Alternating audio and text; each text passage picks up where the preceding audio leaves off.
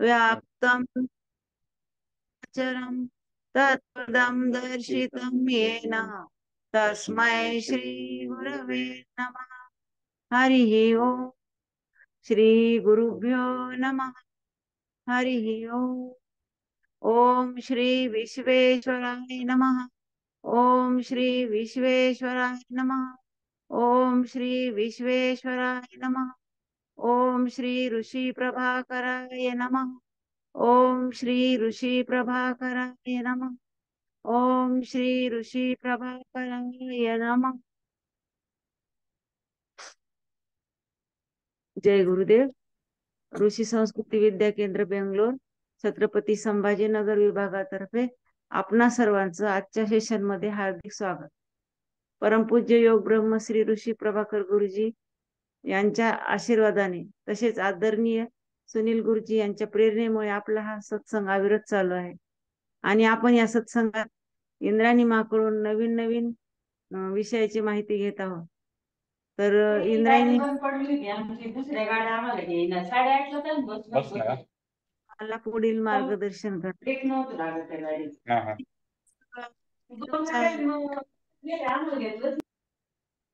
कोणाचा तरी माईक चालू आहे, म्यूट करा।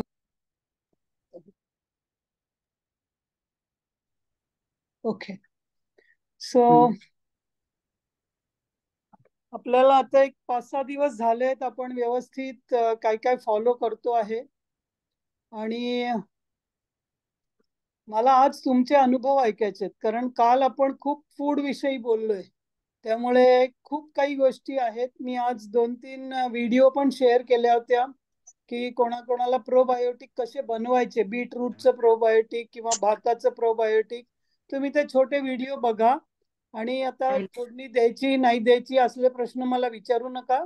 ज्याला सूट होतं त्यांनी करा, ज्याला सूट होत नाही त्यांनी करू नका। ओके, पण अशा खूप वेगवेगळ्या व्हिडिओ बघू नका, कारण मी त्या सिलेक्ट केल्यात की ज्याच्यामध्ये आपल्याला पोटाला त्रास होणार नाही। काही लोक बरंच स्वतःच्या मनाने काही काही युट्यूबवर टाकतात, नुसतं युट्यूबचं काहीतरी बघून तुम्ही प्रोबायोटिक बनवू नका। डायनिंग जेवण झाले का तिथंच लगेच लोक कोणाचं माझ्याकडे सिस्टीम नाहीये। उषामा सगळ्यांना म्यूट करून द्या, कोणीतरी मागचा आवाज येतोय मध्ये। ओके, ठीक आहे, थँक्यू।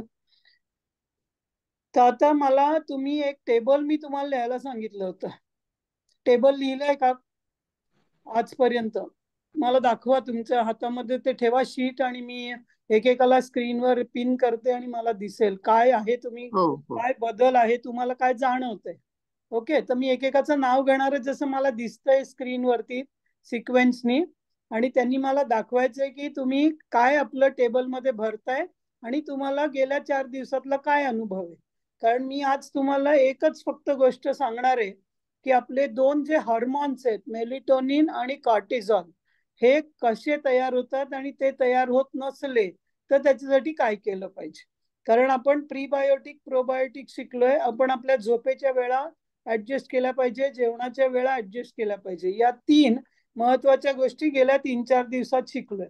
ओके, तर तुम्ही आता गोविंदराव पहिलं तुमचं जेवढं शीट भरलं असेल तेवढं दाखवा, एखादं आजचं लिहिलं नसेल, कारण झोपायच्या आधी तुम्ही आजच्या दिवसाचं पूर्ण करा, त्यामुळे तुम्हाला एक एक हे होत राहत। ओके, तुमच्या नोट्स तर तुम्ही लिहिताय, पण जे टेबल पहिल्या दिवशी सांगितलं होतं करायला की सकाळी किती वाजता उठलो, किती वाजता ब्रेकफास्ट, लंच, डिनर, झोपलो किती वाजता, असं टेबल बनवताय ना सगळे? हो, कारण तुमचं तुम्हाला कळेल आपलं काय चेंज होतं। ओके, तर एकेकांनी आज मला एक एक छोटा छोटा अनुभव सांगा। मला मदामे, ईश्वरचंद्र मदामे यांचं दिसतंय। तुम्ही एक काम करू शकता, तुमच्या टेबलचा छोटा फोटो काढून ग्रुपवर टाका, नाही मला असं दाखवण्यापेक्षा। ओके, प्रत्येकाने, आणि मग मी त्याच्यावरनं तुम्हाला काही अजून इनपुट द्यायला पाहिजे, कारण हा आपला सेशन असा आहे ना की मी सांगणं नाही तर तुम्ही जे करताय त्याच्यात तुम्हाला काय सपोर्ट पाहिजे एकमेकांचा, याच्यासाठी आहे। तर तुम्ही सेशन झाल्यावर टाकलं तरी चालेल, मी प्रत्येकाचं बघीन, पण 1-2घांनी तुमचे एक्सपिरियन्स शेअर करा की तुम्ही काय छोटा बदल वाटतोय, कुठं त्रास होतोय, काय कोण तुम्हाला लोक काय बोलतायत तुमच्या आसपासची, तुम्ही लोकांशी काय बोलताय, असे मला 4 प्रश्नांची उत्तरं द्या. एकांनी एकेकाचं उत्तर दिलं तर, एकांनी सगळ्याची उत्तरं द्यायची गरज नाही. तर 4 प्रश्न लिहा पहिले, कारण त्याची उत्तरं तुम्हाला लिहायची आहेत तिथे. लिहा तुम्ही, आणि काही जण ती वाचून दाखवतील. मला स्वतःमध्ये काय बदल जाणवतो, मानसिक, शारीरिक आणि स्पिरिच्युअल. मला स्वतःमध्ये काय बदल जाणवतो गेल्या 4 दिवसातल्या अनुभवात. छोटेसे 4 दिवस आहेत पण खूप महत्वाचे आहेत, कारण पहिलेच 7 दिवस खूप महत्वाचे असतात. एकदा का ते 7 दिवस पार पडले ना की तुम्हाला मला फारसं काही इनपुट द्यावं लागणार नाहीये. तर मला स्वतःमध्ये काय बदल जाणवतो, मानसिक, शारीरिक आणि स्पिरिच्युअल. स्पिरिच्युअल म्हणजे आत्म्यासाठी वेगळं काही वाटतं का. दुसरा प्रश्न आहे, मला लोक काय सांगतायत आणि मी लोकांना काय सांगतोय. मला लोक काय सांगतायत किंवा काय म्हणतायत आणि मी लोकांना काय सांगतोय, काय शेअर करू शकतोय किंवा काय शेअर करावं असं वाटतंय. तिसरा प्रश्न, झोपेची वेळ, खाण्याची वेळ, झोपेची वेळ, खाण्याची वेळ आणि एक्सरसाइज किंवा व्यायाम किंवा त्याची काहीतरी एक हालचाल शरीराची, हे करत असताना काही अडचण वाटली का, काही अडचणी येत आहेत का. झोपेची वेळ पाळणे, खाण्याची वेळ पाळणे आणि थोडासा व्यायाम करणे, याच्यासाठी काही अडचणी येत आहेत का. हे तुम्ही लिहायचं पण आहे आणि मग एकाला वाचायला सांगणार आहे मी तुम्ही लिहिल्यावर. कारण लिहिलं ना तर विचार व्यवस्थित येतात. बोलायला लागलं तर आपण खूप काय काय बोलत राहतो. आणि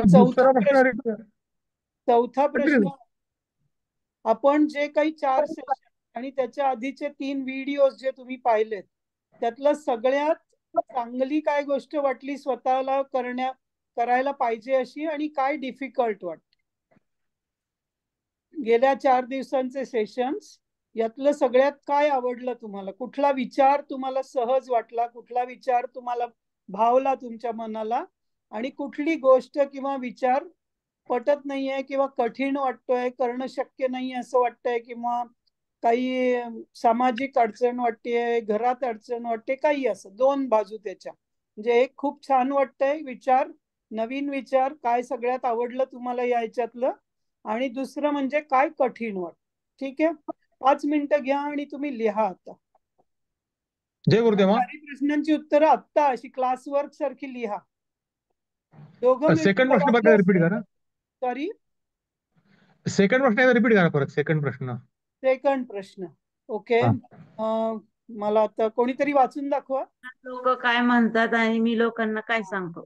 मला लोक, आता तुम्ही 4 दिवस फॉलो करताय तर काय वेडेपणा चाललाय असं म्हणतायत का, हे का करताय तुम्ही असं म्हणतायत, कारण तुमच्या घरातले, शेजारपारचे, तुम्ही कामाला जाता तिथे काही लोक तुम्हाला बोलतायत का तुमच्यातला बदल बघून, आणि तुम्हाला लोकांना काय सांगावं असं वाटतं. ठीक आहे, ओके. 5 मिनिटं घ्या, एकेका प्रश्नाचं उत्तर लिहा, आणि मग मी एकेकाचं नाव कोणाला लिहायला वाचायला वाटेल त्यांनी वाचून दाखवा. अजून एक आहे, पहिल्या वर्षात मानसिक, शारीरिक, आध्यात्मिक आणि चौथं काय होतं.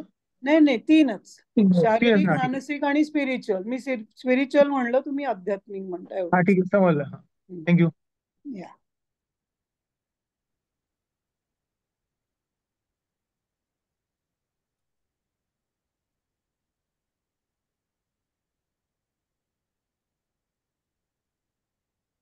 हा, मी डॉक्टर अविनाश देशपांडे बोलतो. जय गुरुदेव. जय गुरुदेव. बोला. स्वतःमध्ये काय बदल जाणवतो. मानसिक दृष्ट्या जर विचार केला तर थोडी चिडचिड जास्त व्हायची, ती कमी झाली. शांत वाटतंय. शारीरिक बदलामध्ये फारसा काही बदल अजून झालेला नाहीये. ओके. अजून वेट आहेच आहे, बेली आहेच आहे. तेवढा अजून शारीरिक दृष्ट्या अजून काही फार बदल झालेला नाहीये. आणि स्पिरिच्युअल म्हणाल तर आधी म्हणजे असं खूप चिडचिड व्हायची, सहकाऱ्यांवर कर्मचाऱ्यांवर चिडचिड व्हायची, ती आता कमी झाली. आणि सुरुवातीपासूनच स्पिरिच्युअल म्हणजे थोडस मला मुळातच सवय आहे मेडिटेशनची याची, त्याच्यामुळे ती गोष्ट थोडीशी जास्त वृद्धिंगत व्हायला लागली. Okay, very nice. दुसरा प्रश्न होता, नाही आपण दुसऱ्यांकडनं ऐकूया का, म्हणजे मग ठीक आहे, थोडा वेळ सगळ्यांना देता येईल. नाही, माझं त्याचं स्पेसिफिक उत्तर आहे म्हणून मी सांगणार हो, होतो. मग वाचा म्हणजे ज्याला जे वाचायचे ते वाचा. ठीक आहे, वाचा. लोकांशी फार या बाबतीत अजून इंटरॅक्शन झालेलं नाहीये, म्हणजे कुणी मला तसं काही विचारलं नाही की काय बदललं, असं का दिसतंय तसं का दिसतंय, असं काही विचारलं नाही, त्याच्यामुळे मी पण कुणाला काही बोललेलं नाही, सांगितलं नाही. ठीक. आणि तिसरा शेवटचा जो प्रश्न आहे झोपेविषयीचा, तर वेळा मी मॅक्झिमम वेळा फिक्स केल्यात झोपेच्या आणि सकाळी उठण्याच्या. पण व्यवसाय असा आहे की नाईट ड्युटी असल्यामुळे काल रात्री माझी झोप झालीच नाही, म्हणजे मला झोपायला 1:30-2 वाजले, सकाळी उठायला 7 वाजले, एवढंच. ठीक आहे, ओके. कारण तुम्हाला याच्यामध्ये सपोर्ट लागेल, कारण आपण काही व्यवसायांसाठी, मी जसं सांगितलं की सिक्युरिटी असतात किंवा पोलीस असतात किंवा शिफ्ट ड्युटी वाले असतात किंवा डॉक्टर असतात ज्यांना इमर्जन्सी आहे, त्यांनी झोपेची वेळ पाळता येणं शक्य नाहीये, तेव्हा ठीक आहे, पण जेवणाच्या वेळा तरी त्यांनी पाळल्या पाहिजे. जेवणाच्या वेळा पाळतोय आम्ही, एकदम जेवणाच्या वेळा स्ट्रिक्टली पाळतोय. झोपेची वेळ फक्त मला नाही कालच नाही पाळता आली, कारण तुमच्या व्यवसायासाठी तुम्ही पाळत नाही आहात, पण तुम्ही पाळायची नाही, टाळत नाही आहात. पाळत नाही आणि टाळताय याच्यात खूप फरक आहे. ओके, बरोबर आहे. ठीक आहे. त्याचं मानसिक दडपण घेऊ नका, कारण काही गोष्टी आपल्याला चॉईसलेस आहेत आपल्या कामासाठी, त्यामुळे ठीक आहे. पण तुम्ही जेवणाच्या वेळा पाळल्यात ना, तर हार्मोन्स मध्ये डिस्टर्बन्स थोडा जास्त होणार नाही. झोप तुम्हाला मी सांगेन त्याच्या पुढच्या सेशन मध्ये की जर त्या वेळा नाही पाळल्या तर कसं ऍडजस्ट करायचं. जेवणाची वेळ मी 5 तारखेपासून कायम पाळतोय. 4 तारखेला आपलं सेशन सुरू झालं संध्याकाळी, 5 तारखेपासून मी कंटिन्यू पाळतोय. ठीक आहे, गुड. आणि कोणाला सांगायचंय? सचिन, कनिका, गोविंदराव, सांगा ना. मी सांगू का? मी स्मिता वेंगुर्लेकर. बोला ना स्मिता, बोला. कोणी? एक मिनिट. हात वरती करायला सांगा, म्हणजे ते गडबड होणार नाही, सगळ्या मध्ये बोलणार नाही. बोला बोला. भिंतीवरचं घड्याळ आणि मोबाईल मधलं घड्याळ आणि सर्केडियम रिदम यामध्ये ताळमेळ घालणं खूप इंटरेस्टिंग वाटू लागलंय मला, कारण नाहीतर ते मी तिकडे दुर्लक्षच करत होते आतापर्यंत. आदल्या दिवशी इंद्रायणी माझे बौद्धिक येतात, ते व्यवस्थित समजून घेऊन दुसऱ्या दिवशी ते प्रॅक्टिकली करणं पण खूपच इंटरेस्टिंग वाटू लागलेलं आहे. नंतर आता बोलण्याचा विषय मला सगळ्यांबरोबर मोबाईलवर शेजाऱ्यांशी बोलताना सर्केडियम रिदमच माझ्या सारखं डोक्यात आणि बोलण्यात येतंय, आणि ती पण लोक इंटरेस्टिंगली ऐकतायत. मग आता त्यांना आपल्या ग्रुपमध्ये नाही सामावून घेता येत, तर मग आपलं जे अगोदर पाठवलेले आहेत ना ते मी त्यांना शेअर करते, आणि ते मला अगदी धन्यवाद देतात की किती छान वाटतंय, कारण सगळ्यांना गरज आहे ह्याची, हे जास्त करून जाणवलं मला. एकदमच खूप पॉझिटिव्ह सगळीकडनं ह्याच्याबद्दल ऐकायला मिळत आहे. आणि मुळात म्हणजे हा विचार ना तुम्ही ते जेटलॉगच्या ऐवजी जे सामाजिक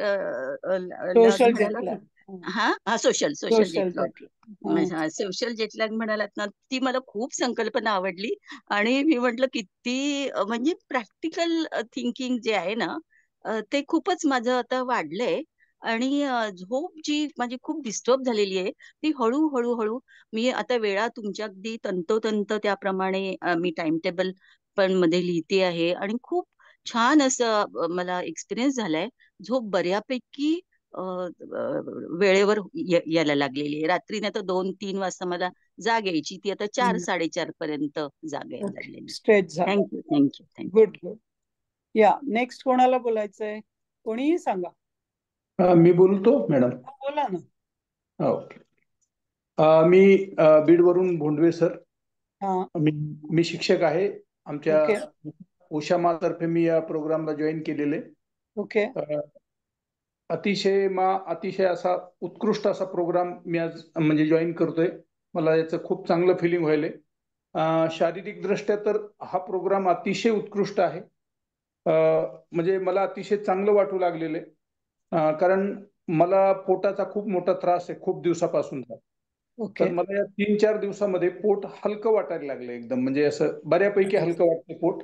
आता मी बऱ्याचशा लोकांना बोललो याच्यावरती, पण लोक असतात की बुवा ठीक आहे प्रोग्राम चांगला आहे, परंतु हे करायचं थोडं अवघड आहे, म्हणजे मेंटेन ठेवायचं म्हणजे थोडं अवघड वाटतंय आम्हाला, म्हणजे एवढं सोपं नाही लोकांचं म्हणणं आहे. परंतु मी त्यांना सांगितलं की 4 दिवस मी कंटिन्यू करतो, याला कुठलाही प्रॉब्लेम नाहीये, हे इझिली, याला काही पैसे द्यायचे नाही, वेळा फॉलो करायचे, म्हणजे याला काही पे नाही करायचं आपल्याला, हे मी त्यांना सांगितलं. परंतु लोकांचं तसं म्हणणं आहे की याला करणं थोडंसं अवघड वाटतं, पण मला तरी हे एकदम चांगलं वाटायला, आयुष्यासाठी चांगलं आहे, आणि त्यामुळे हे करणं गोष्ट अतिशय चांगली आहे. आणि झोपेची वेळ, खाण्याची वेळ आणि व्यायाम तर मी ऑलरेडी करतोय, म्हणजे मी नेहमीच व्यायामाला फॉलो करतो. तर व्यायाम मी 1-1.5-2 तास माझे सकाळचे ग्राउंडवर असतातच, परंतु झोपेच्या वेळेमध्ये होतच. आता जसं डॉक्टर साहेबांनी सांगितलं तसं कधी काम एका दिवशी जर वाढलं तर रात्रीची थोडी उशिरा, परंतु जेवणाच्या वेळा मात्र मी परफेक्टली फॉलो केल्यात, मी आणि माझ्या मिसेसनी. आणि तुमच्या सांगण्याप्रमाणे, आणि कालचा जो आपलं सेशन झालं प्रीबायोटिक आणि प्रोबायोटिक, हे सेशन मला अतिशय भावलं. कारण गट्स जर चांगले ठेवायचे असतील, आपले लहान आतडे मोठे आतडे चांगले ठेवायचे असतील, तर रिअली बॅक्टेरिया, ज्या गुड बॅक्टेरिया आहेत त्यांचं प्रमाण वाढलं पाहिजे. आणि आजचे जे टाकलेले तुम्ही व्हिडिओ होते, बीटरूटचं तुम्ही कांजी कशी करायची, अतिशय उत्कृष्ट व्हिडिओ वाटला मला. तर त्याप्रमाणे आम्ही फॉलो करूया, आणि अतिशय चांगला प्रोग्राम आहे आपला. थँक्यू. थँक्यू. या अजून कोणाला सांगायचंय? स्मिता. मी बोलू का? जय गुरुदेव इंद्राणी मा. माझ्या माहितीप्रमाणे मला 2 खूप महत्वाच्या गोष्टी जाणवल्या. एक तर डिसिप्लिन आलं लाईफमध्ये. मी फॉलो करत होते, पण डिफिकल्ट वाटत होतं की जेवायची वेळ आमची नेहमी 9-9:30 असायची. माझा नवरा कामावरून 7 वाजता यायचा आणि मग 9:30ला जेवायचो, पण मी 6:30ला जेवते आणि आता काही प्रॉब्लेम नाही. दुसरं म्हणजे स्वयंपाक करताना उगाच टेस्ट करायचं, हे कसं झालंय ते कसं झालंय. आता मी अगदी कटाक्षाने टाळते. काही काल भाजी करताना पण टेस्ट नाही केली की नाही, अजिबात 6:30 नंतर काही खायचं नाही म्हणजे नाही. सो ते येते. आणि मला वाटतं संकल्प सिद्धी आणि कमिटमेंट, तुम्ही जी कमिटमेंट घेतली आहे ना सगळ्याकडून, ते प्रत्येक वेळेला कुठलंही काम करताना वाटतं की अरे we are committed, so I cannot do this. So मी सगळ्या वेळा पाळते, उठते लवकरच, no matter what time I sleep. 12 जरी वाजले झोपायला तरी मी 5ला उठते, 5-5:30ला. आणि खूप सोपं जातंय actually, the way you are slowly जसं चाललंय ना पुढे. पहिल्यांदा फक्त वेळा पाळायचा, नंतर तुम्ही काय आणि कधी आणि मग किती खाताय, ते मला खूप सोपं जातंय. I was struggling with that. खूप छान. आणि मग स्टॅमिना एवढा वाढलाय, मला दुपारी झोपायला लागायचं कधीतरी, थकायची मी 2-3 वाजता, आता अजिबात झोपायची गरज नाही पडत. Very good, very good. नमस्कार. या अजून एक कोणतरी बोला, मग मी त्याच्यावर तुम्हाला दिन, मग उद्या काही जणांना बोलायला देईन. जय गुरुदेव. जय गुरुदेव. बोलू का मिलिंद? हो बोला ना, बोला. हा, आपल्या ज्या टेस्ट करायच्या आहेत त्या तुम्हाला मी पाठवल्या, त्या ग्रुपवर पण टाकल्या. मी बघितला मेसेज आलेला. आपण शेवटी सगळ्यांशी बोलूया त्याच्यावरती. हो चालेल. डेफिनेटली. या मी पॉपअप बघितला. मी ओके. या आणि एक कोणीतरी बोला की तुम्हाला लोकांना काय सांगावंसं वाटतंय, कारण आज माझा टॉपिक तोच आहे. कारण ही गोष्ट फक्त माझ्यासाठी नाही आहे, तर आपण जसं म्हणतो ना माय आयडियल वर्ल्ड, SSY मध्ये पहिलं आपण काय लिहितो, तो एक होमवर्क देतात पहिल्या इंट्रोडक्शन नंतर, माय आयडियल वर्ल्ड. ते का देतात माहितीये का हो कोणाला? आपले ते तसे बदल माझ्या स्वतः करायचे आहेत, हे मला त्यातनं एक्सपेक्टेड आहे. तरी मी आतनं बदलतो, ऑटोमॅटिक बाहेरचा सुद्धा बदलेल, हा त्यातनं अपेक्षित भाव आहे, हा माझा अंडरस्टँडिंग. ओके. आणि कोणाचं काय माय आयडियल वर्ल्ड हे का आपण लिहितो, किंवा माझं आदर्श जग?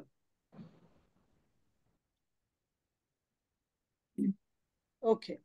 तर मी तुम्हाला सांगते की जग हे बाहेरचं जग आहे का आतलं जग आहे? What is inside is projected outside. आतलंच असतं, तेच आपण प्रोजेक्ट करतो बाहेर. आता सपोज आपण आरशासमोर उभं राहिलो आणि आपल्याला काहीतरी काळं दिसतंय, तर आरशाला पुसलं तर काळं जाणार आहे का हो चेहऱ्यावरचं? नाही. कुठे पुसलं पाहिजे? चेहऱ्यावरच पुसलं पाहिजे. पण आपल्याला जे दिसत असतं जग, तर आता तुमचा मुलगा, खूप मला आजकाल पेरेंट्स सांगतात की माझा मुलगा आमची मुलं आमचं अजिबात ऐकत नाही. नवीन जी लहान मुलं आहेत ना, ही मिलेनियल मुलं किंवा जेन झी मुलं, सगळे आई वडील म्हणतात मुलं माझं ऐकत नाही. मग हा आपण आरसा तिथं ठेवला सपोज, मुलं आणि आरसा मध्ये आणि मी, म्हणजे कोण ऐकत नाहीये ऍक्च्युली? मी ऐकत नाही. एक्झॅक्टली. मला काय वाटतंय ते मी दुसऱ्यावर थोपवते, कारण मी काय करायचं ते मी करत नाहीये, पण माझं सगळी स्वप्न मी माझ्या मुलातनं पूर्ण करायचं बघितलं ना, तर कधी ते शक्य नाहीये. आणि आपल्याला दुसऱ्याला सांगणं खूप सोपं असतं. तर आपण दुसऱ्याला काय सांगतो जे आपल्याला ऍक्च्युली पटतं पण आपल्याला करता येत नाही. बघा, फार लक्षात ठेवा शब्द, जे आपल्याला पटतं पण मी करू शकत नाही ते आपण दुसऱ्याला खूप सांगायचा प्रयत्न करतो. पण आपल्याला जे सहज पटलंय किंवा मला ते करताही येतंय त्याच्याविषयी फारसं बोलावं लागत नाही. बरोबर आहे का? म्हणजे अंडरस्टँडिंग हा एक शब्द इंग्लिशमध्ये, अंडरस्टँड. गुरुजी त्याचं खूप छान विश्लेषण करायचं. अंडरस्टँड म्हणजे काय, तर मी जस्ट समजण्याच्या थोडा आधी उभा आहे. समजण्याच्या थोडा आधी उभा आहे म्हणजे अंडरस्टँड.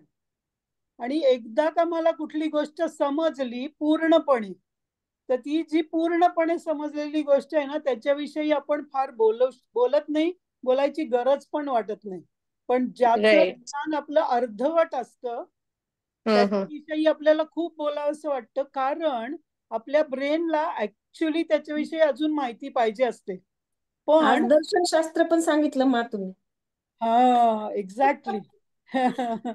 पण आपलं मन, तो इगो जो आहे ना आपला, तो ऍक्सेप्ट करत नाही की मला समजलं नाहीये, तर आपण दुसऱ्याला समजवायला जातो. म्हणून मला तुम्हाला विचारायचं होतं की तुम्ही किती जणांना सांगताय. सांगण्यात काही चूक नाहीये, हे चांगलं आहे, हे चांगलं आहे, हे चांगलं आहे सांगण्यात काहीच चूक नाहीये.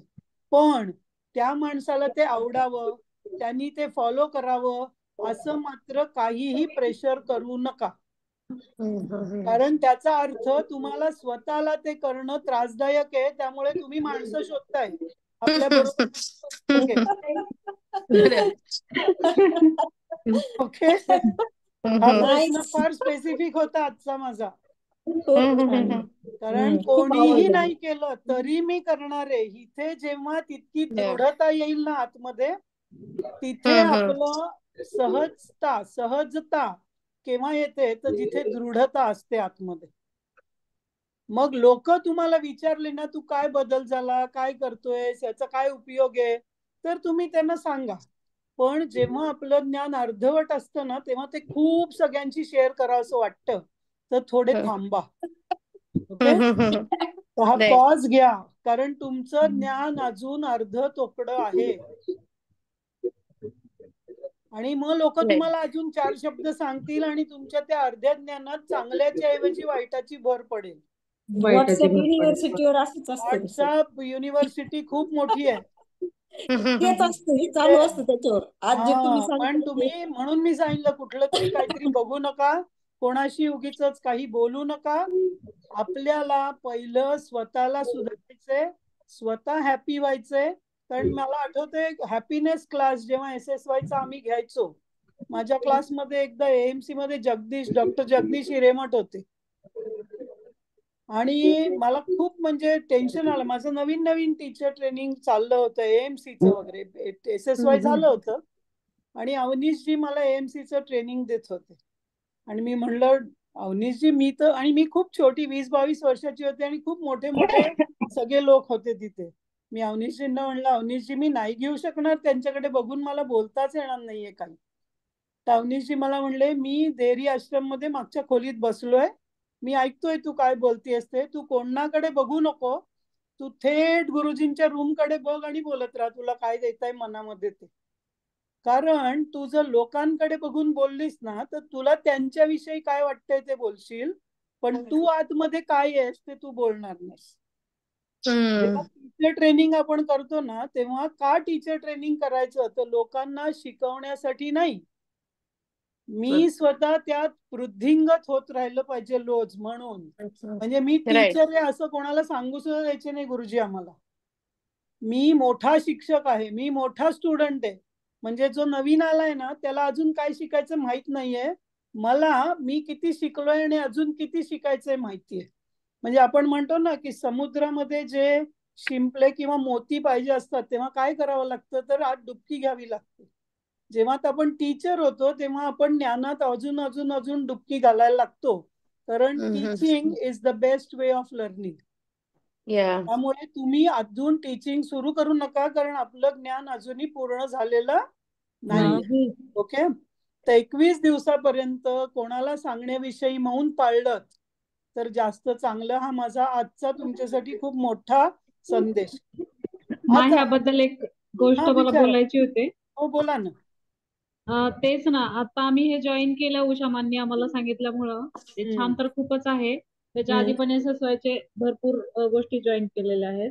ते खूपच छान आहे, त्याच्याबद्दल काहीच नाही. पण माझी पर्सनली सवय काय होती की आपण काही केलं की तुम्ही जसं म्हणताय की 4 दिवसात लगेच सगळ्यांना सांगणं, शेअर करणं, कारण की मला छान वाटतंय.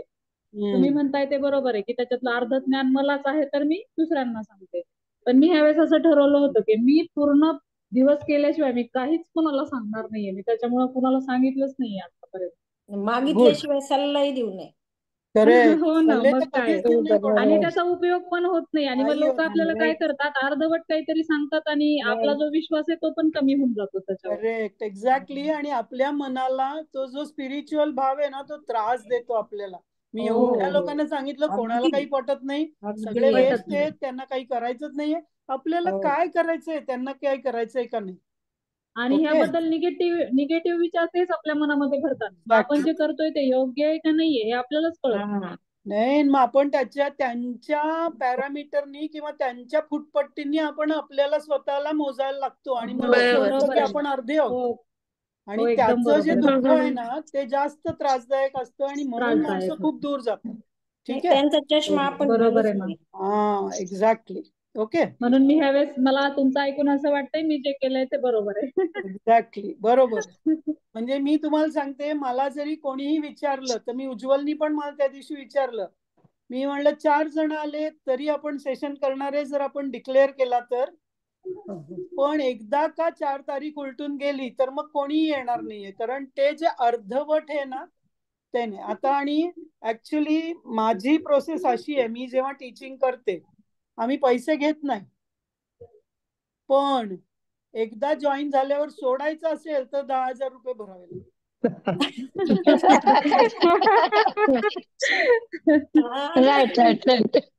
कारण तुम्हाला जर नसेल इच्छा पूर्ण करायची तर तुम्ही आमच्या कुठे पायच टाकू नका, कारण त्याचा आम्हालाही खूप त्रास होतो. अशा अर्धवट इच्छा असलेल्या लोकांना शिकवण्याची गरजच नाहीये काही. तुम्हाला जेव्हा वेळ असेल तेव्हा या, तुम्हाला जेव्हा शक्य असेल तेव्हा या. आणि म्हणून मी तुमची पहिली जी कमिटमेंट घेतली ना ती मला नाही दिली तुम्ही कमिटमेंट, ती तुम्ही स्वतःला दिली आहे. जोपर्यंत आपली स्वतःला कमिटमेंट नाहीये तोपर्यंत आपण जगात काहीही करू शकत नाही. आणि यांनी म्हणल्यासारखं याला काही कष्ट नाहीये. सूर्य उगवणारे, सूर्य मावळणारे. तुम्ही ठरवलं नाही ठरवलं उठायचं तरी तो बिचारा येणारच आहे. आता तो जेव्हा आपल्याला भरभरून देतोय तेव्हा घ्यायचं का तो निघून गेल्यावर त्याच्या मागे पळायचं. तो देतोय तेव्हाच घ्यायचंय. करेक्ट. डी विटॅमिनच्या गोळ्या घ्याव्या, B12च्या गोळ्या घ्याव्या का C विटॅमिनच्या गोळ्या घ्यावा का जेव्हा आपल्याला नेचर देत आहे तेव्हा जाऊन हात पसरून घ्यावं. नेचर देते तेव्हाच घ्यायला पाहिजे. हा, पण आपण काय शिकलोय माहिती का, आपल्याला जे कम्फर्टेबल आहे त्याप्रमाणे घ्यावं. आणि आपल्याला आता डॉक्टरांनी नाही बट फार्मा इंडस्ट्रीनी आपल्याला शिकवलंय की जे जगात मिळतं ते सगळं कॅप्सूल मध्ये घालतायत.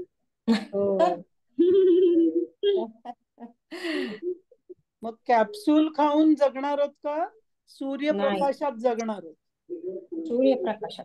सूर्य आहे ना तो म्हणजे सकाळी उठल्यावर, आता उद्यापासून एक नवीन ऍड करा स्वतःच्या, म्हणजे जेव्हा तुम्ही उठल्यानंतर जेव्हा सूर्य वर येतो, मग आता तुमच्या घराची काही दार आहे ते ईशान्येकडे असेल किंवा पूर्वेकडे असेल असं नेसेसरी नाहीये. तुमचे जे घर आहे तसं, पण घराची कुठली तरी बाजू पूर्व असेल ना, तर घराच्या बाहेर जा आणि पूर्व दिशेला किंवा ईशान्येला जिथे सूर्य उगवतो, तो उगवता सूर्य म्हणजे जितका तुम्ही कुठल्या वरच्या 4थ्या 5व्या मजल्यावर असाल तर एकदम टेरेसवर जा, आणि दुसऱ्या पहिल्या मजल्यावर असाल तर जमिनीवर जा, कुठेही जा, जिथून तुम्हाला सूर्याचं दर्शन होईल तिथं जा. कारण आपलं जे डोळ्यांचे काहे आहेत, बुबुळ आहेत, त्याच्यावरती सूर्याचा डायरेक्ट प्रकाश मिळणं 10 ते 15 मिनिटं 10-15 मिनिटं खूप मोठं आहे. आणि ते करत असताना सूर्य आपल्या डोळ्यासमोर असताना तुमचा हात जो आहे ना तो पूर्ण उघडायचा आणि असा म्हणजे खाली दान देत असल्यासारखे दोन्ही हात सूर्यासमोर ठेवायचे आणि हाताचा जो सेंटर आहे म्हणजे हा भाग तुम्ही सेंटर हात लावून बघा. तुम्ही असं केलं तर बरोबर तिथे गोळी दिसते. त्या सेंटर मध्ये सूर्याची किरणं सगळ्यात जास्त येतात आणि सहस्रारामध्ये. ओके, तुम्ही सगळ्या चक्रांना ऍक्टिव्हेट करायचं असेल तर सहस्रार चक्र ऍक्टिव्हेट केलं तर बास होते. सकाळी 2 गोष्टी करायच्या, डोळे उघडे ठेवायचे, चष्मा असेल तर चष्मा काढून ठेवायचा. ओके, चष्मा काढून बुबुळावरती आपल्या सूर्याचे किरण पडले पाहिजेत आणि हात उघडे आपल्या बाजूला ठेवायचे. मी तुम्हाला त्याच्यावर दिसावे फोनवर म्हणून दाखवलं, पण शरीराच्या बाजूला ठेवायचे हात की ज्याच्यावर किरण पडतील. तुम्ही वॉकिंग करत राहा, सूर्याच्या दिशेने वॉकिंग करायचं असेल तर. तुम्हाला बाहेर नसेल जायचं तर उभे राहा, पण 7, 8, 9, 10 मिनिटं ते सूर्याचे किरण जसे आपल्या डोळ्यावर पडतील आणि हाताच्या या मध्याला मिळाले पाहिजे, कारण तिथून आपल्या शरीरामध्ये सगळ्यात जास्तीत जास्त एनर्जी घेतं. ते घेतलं, सूर्याचे किरण आपल्या शरीरावर पडले तर शरीरामध्ये कार्टिझॉल हार्मोन खूप व्यवस्थित तयार होईल. आणि ज्या कोणाला झोपायला होत नाहीये, झोपल्यावर रात्री 4-5 वेळा उठावं लागतं किंवा या कुशीवरून त्या सूर्यनमस्कार केले तर बेस्ट. आता सगळ्यांना जमेल असं नाही म्हणून मी काही बोलले नाही, पण सूर्यनमस्कार हा एक्सरसाइज तुम्ही 12 वेळा सूर्याची नावं घेऊन सगळी ओम सूर्याय नमः, ओम रवये नमः, ओम मित्राय नमः एवढं तरी 12 नावं घ्या. सूर्यनमस्कार येत असले तर सूर्यनमस्कार घ्या. जे रोज करतात ते बेस्ट आहे, पण तिथे सूर्याची किरण मिळाली पाहिजे. ओके, तर कार्टिझॉल जास्त तयार होईल आणि हे तुम्ही 4-5 दिवस केलं तर ऑटोमॅटिकली जेव्हा सूर्य अस्त होतो तेव्हा मेलिटोनिन पण पुन्हा व्यवस्थित सुरू होईल. आता आपल्या सगळ्यांचं काय झालंय की मेलिटोनिन आपलं तयारच होत नाही. मेलिटोनिन म्हणजे झोपेचं हार्मोन आणि कार्टिझॉल म्हणजे जाग्याचं हार्मोन, काम करायचं हार्मोन. तर सकाळी सूर्यकिरण घेतली तर डी विटॅमिन डेफिशियन्सी नाही, B12 नाही, तुमचे बॅड बॅक्टेरियांना खूप राग येतो आणि गुड बॅक्टेरिया फूड मागतील तुमच्याकडे.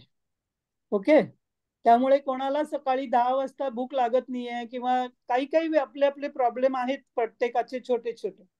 सूर्याच्या किरणांनी ऑटोमॅटिक ते कार्टिझॉल तयार होईल, तुमची कार्यशक्ती वाढेल, तुमची उत्साह वाढेल. जर कोणाला उत्साह असेल तर तो द्विगुणित होईल. पण ऑटोमॅटिकली जसे 9-10 वाजतील तशी तुमचे मेलिटोनिन तयार होऊन झोप पण तुम्हाला व्यवस्थित लागेल आणि डीप लागेल. ठीक आहे. सो पुढच्या 3-4 दिवसासाठी छोटीशी ऍडिशन करायची आहे. तुम्ही जे करताय फॉलो ते करत राहा. फक्त आता आपल्या जेवणाबरोबर सूर्यकिरण पण खायचे आणि ते गुड बॅक्टेरियाचं फूड आहे. ते गुड बॅक्टेरियाचं फूड आहे. येस, काय म्हणताय तुम्ही? डोळे उघडे ठेवायचे ना सूर्याकडे डोळे बघताना? उघडे ठेवायचे म्हणून तर चष्मा पण काढून ठेवा सांगितलं. डोळ्याची बुबुळावरती ती किरण पडली पाहिजे. आणि अशा वेळी सूर्याकडे नाही बघायचं जेव्हा डोळे उघडे ठेवू नाही शकणार, म्हणून तर उगवत्या सूर्याकडे बघितलं पाहिजे. ठीक आहे. हा, ठीक आहे. ओके मॅम, हाच प्रयोग मावळत्या सूर्याबरोबर केला तर चालतो का?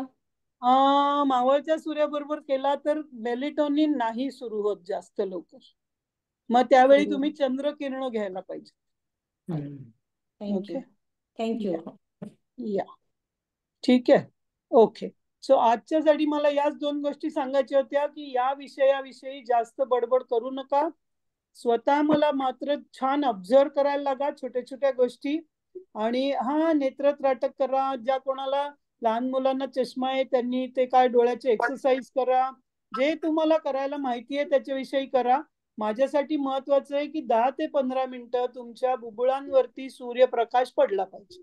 मग सूर्य नमस्कार करा, वॉकिंग करा, तिथे नेत्र ताटक करा, नाहीतर ते असे असे काय बोट ठेवून एक्सरसाइज करा.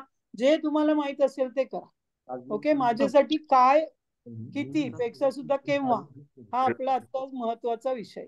ठीक आहे. कोणाला काही प्रश्न आहेत का? जय गुरुदेव. एक प्रश्न आहे. विचारा ना. विचारा. असं सूर्य थोडा उशिरा उगवतो, म्हणजे 7 नंतर वरती येतो, तेव्हा जा बाहेर. तेव्हा जा. चालेल. ठीक. थँक्यू. सूर्याकडे पाहायचं का मग सारखं? हो, सूर्याच्या म्हणून ते ईशान्येकडे जा आणि उगवत्या सूर्याकडे पहा 10 ते 15 मिनिटं. कारण तो त्याच्यापेक्षा जास्त वेळ तुम्हाला बघू शकणार नाही तुम्ही त्याच्याकडे. ओके. सूर्योदय बघा, पण तुम्ही कुठे आहात, कारण समुद्राच्या जवळ आहात, कुठे डोंगराच्या जवळ आहात, तुमचं घर कुठे आहे, तर बघा. 1-2 दिवस लागतील तुम्हाला सूर्य उगवता शोधायला सुद्धा, जर बघितला नसेल. माझ्या किचनच्या खिडकीमध्येच येतो रोज. मी बेस्ट आहे, पण घरात थांबू नका.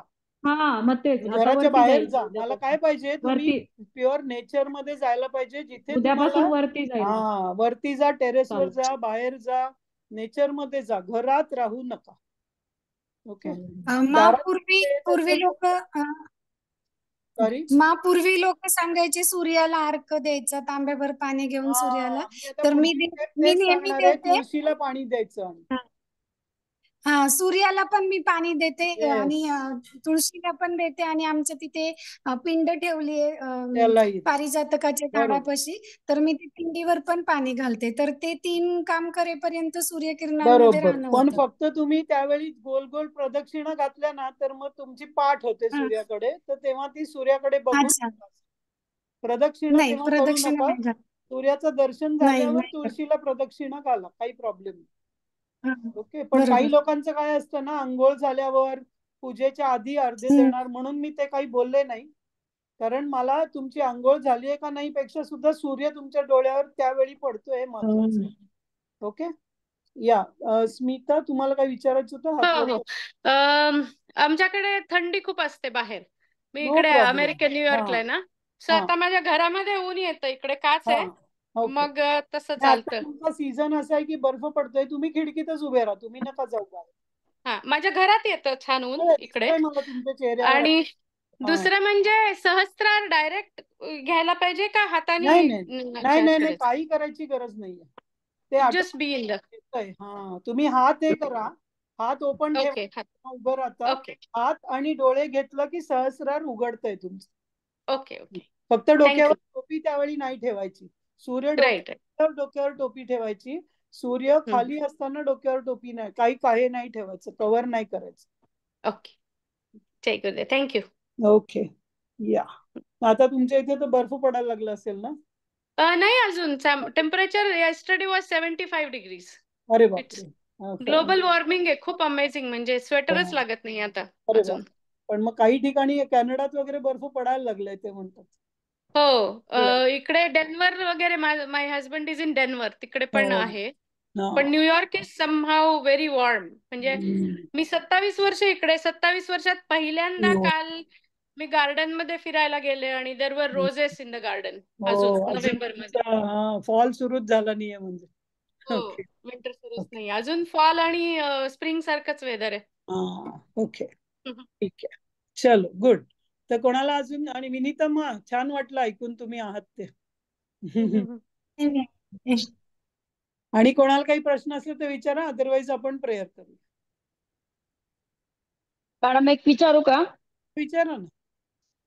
मला दुपारी झोप येते. येऊ दे की, काही प्रॉब्लेम नाही. 1 तासभर झोपा जेवल्यानंतर. चालेल. कारण मी पहाटे 4ला उठते. चांगली आहे झोप. पहाटे 4ला उठते, वर्कआउट घेते, त्यानंतर सूर्यनमस्कार करते आणि बरोबर 10-10:30ला ब्रेकफास्ट आणि जेवण दोन्ही एकत्रच करते. ओके. तर दुपारी झोप येते मला. तर दुपारी पाहिजे काय, कारण तुमचा ना 4 पासून 12 पर्यंत 9 तास झालेले आहेत ऑलरेडी 1 वाजता तुमचे. त्यामुळे एक अर्धा तास झोपला, 1 तास झोपलं तर काही प्रॉब्लेम नाही. फक्त तुम्ही डाव्या अंगाला झोपा. असं उताणं किंवा पालथं झोपू नका. दुपारची झोप कधी उताणी किंवा पालथी करू नये, कारण पोटामध्ये अन्न आहे, तर वामकुक्षी घ्यायला पाहिजे दुपारी. म्हणजे डाव्या अंगाला झोपा, कारण उजव्या अंगाने तुमच्या सगळ्या अन्ननलिकांमधनं फूड मूव्ह होत असतं. त्यामुळे दुपारची झोप डाव्या अंगाला घ्यावी. ठीक आहे? ठीक आहे. थँक्यू. या. धन्यवाद. चलो उषामा, प्रेयर करूया. हॅलो, काही जॉब विसरला तर विचारा प्रश्न, नाहीतर प्रेयर करूया. मला थोडं अशक्तपणासारखं वाटतं. कधीपासून वाटतंय? आता हे करायला लागल्यावर वाटतंय का आधीपासून वाटतंय? तरी 8-10 दिवसापासून SSY करून आले आणि त्या 15 दिवसानंतर. ओके, मग तुम्ही व्यवस्थित झोपत नाहीये. तुमची झोप अपूर्ण असते. झोप तर लागतच नव्हती मला. आता ह्या 4-5 आपण हे चालू झालं का तेव्हापासून झोप लागते.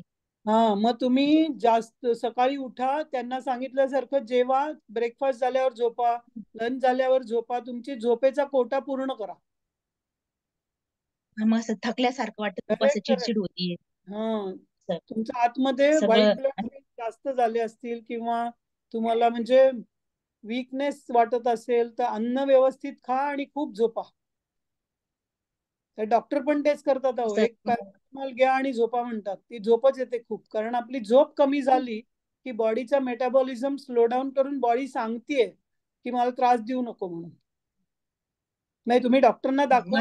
माझं कसं आहे, मला माहित नाही तुमची मेडिकल कंडिशन काही असेल तर, पण मेडिकल मला काही प्रॉब्लेम असेल. सॉरी,